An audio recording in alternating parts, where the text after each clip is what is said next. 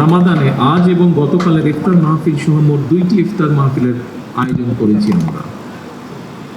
বৈশ্বিক পরিস্থিতির উন্নতি না হলে এবারের রামাদানে হয়তো আজকের এটি শেষ ইফতার মাহফিল আমাদের এই বড় আয়োজনের মাধ্যমে।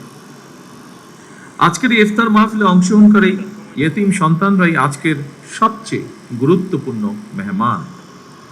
পবিত্র কোরআন এবং হাদিসে এতিমের হক আদায়ের ব্যাপারে মুমিন মুসলমানদের প্রতি ইসলামের কঠোর নির্দেশনা রয়েছে। ইয়েতিমের প্রতি হক আদায়ের গুরুত্ব এবং ইয়েতিমদের নিয়ে আজকের ইফতার মাহফিল, আজকের এই আয়োজন।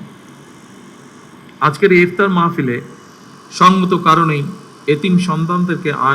সকল এতিম সন্তানদেরকে আমন্ত্রণ জানানো সম্ভব হয় না। তবে এতিমদের ব্যাপারে রাষ্ট্র এবং সরকারের দৃষ্টিভঙ্গি তুলে ধরার ক্ষেত্রে এই ইফতার মাহফিল অবশ্যই একটি প্রতীকী তাৎপর্য বহন করে। এই ইফতার মাহফিলে এতিমদের প্রতি বিত্তবানদের দৃষ্টিভঙ্গি এবং দায় দায়িত্ব পালনের ব্যাপারে একটি ইতিবাচক বার্তা দিবে বলে আমি ব্যক্তিগতভাবে দৃঢ়ভাবে বিশ্বাস করি।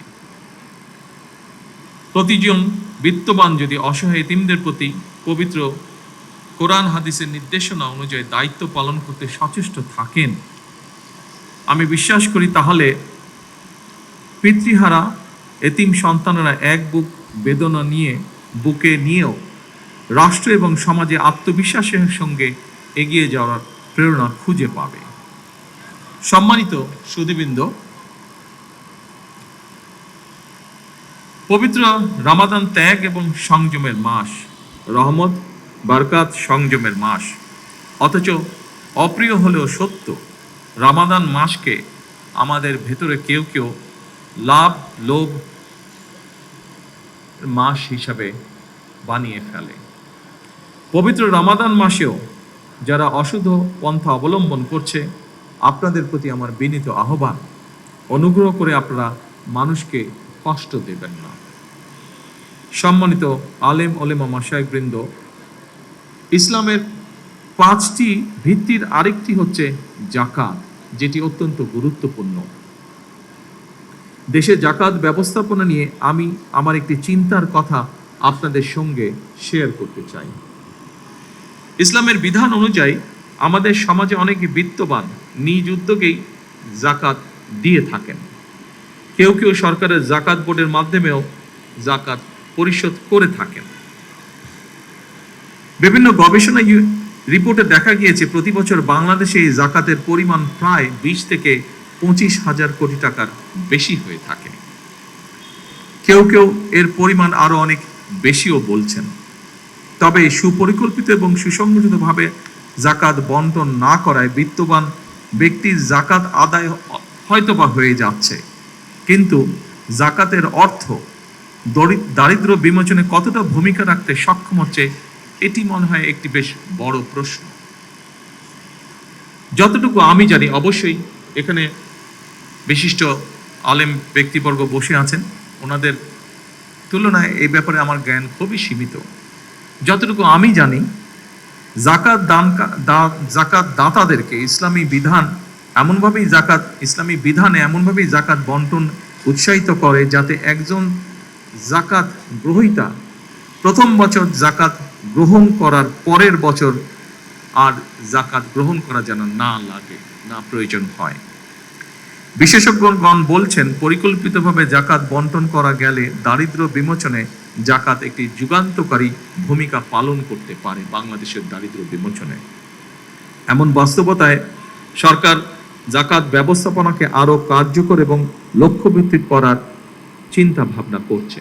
এ ব্যাপারে আজকে এখানে যারা বিশিষ্ট আলেম ব্যক্তিবর্গ উপস্থিত আছেন, আপনাদের সহযোগিতা ব্যক্তিগতভাবে আমি কামনা করছি। সম্মানিত সকল উপস্থিতিগণ,